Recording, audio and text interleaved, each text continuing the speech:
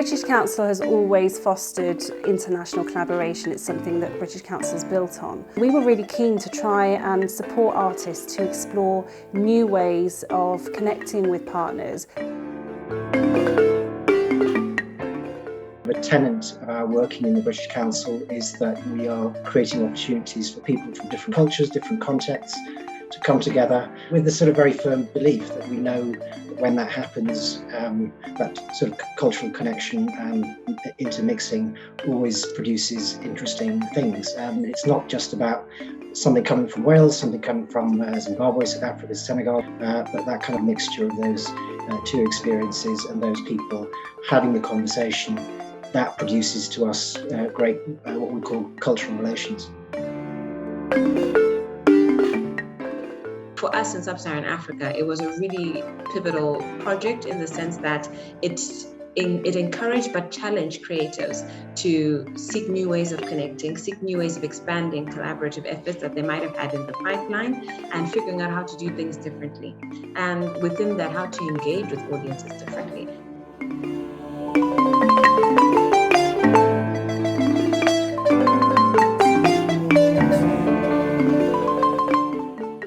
Working on a project called When Women Write with Christina Thatcher from the Cardiff University in Wales.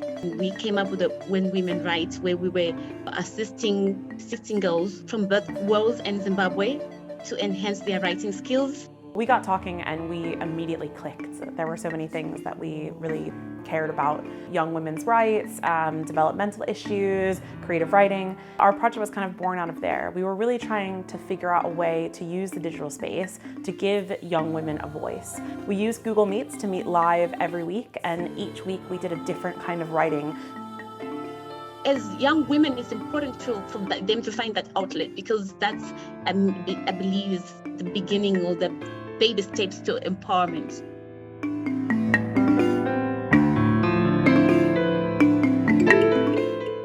The project we've just run was called Danser ensemble dans le même bateau avec de l'eau et du vent.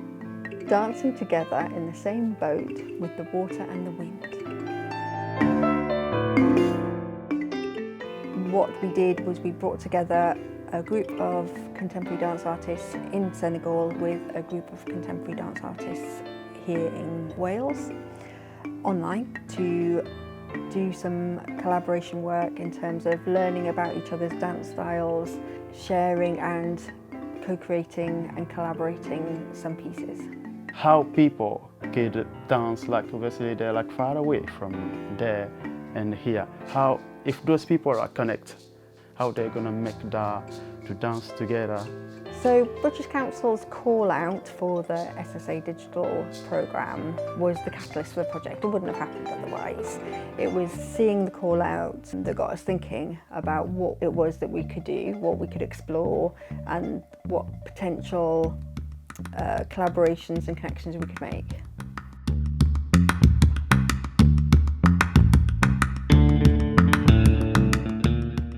When we started out our project, we wanted to get our artists a space to work from.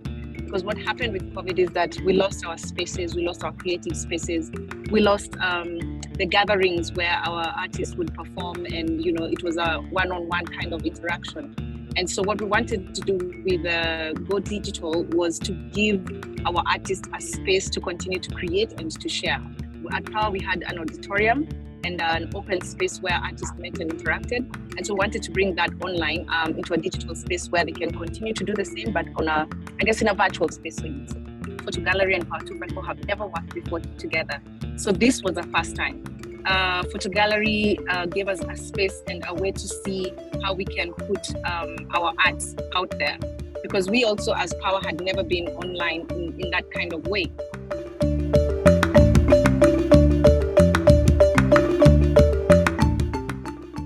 Affrica South Africa, which is the organisation I work for, have had a long-standing relationship with Sarah and Kevin from Wales.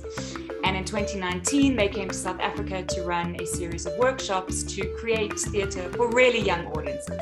So when the British Council put out this call for a digital collaboration, they contacted us and they said, you know, we think this would be perfect. We'd really love some Welsh artists to meet all the fantastic South African artists we worked with. And then also really trying to encourage different ways of creating theatre during a global pandemic.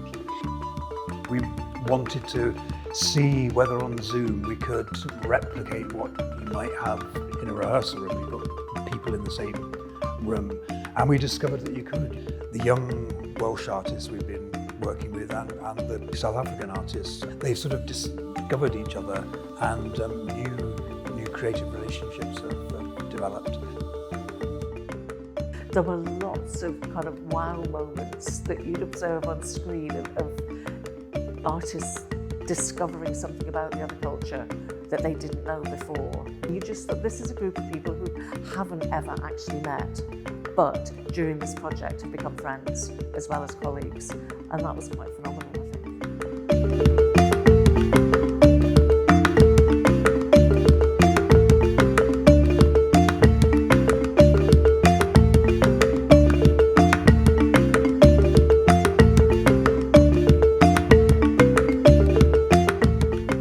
What I think Go Digital does is does prove that those relationships that start digitally are just as valuable, just as valid, and have as much potential as those face-to-face meetings did pre-pandemic.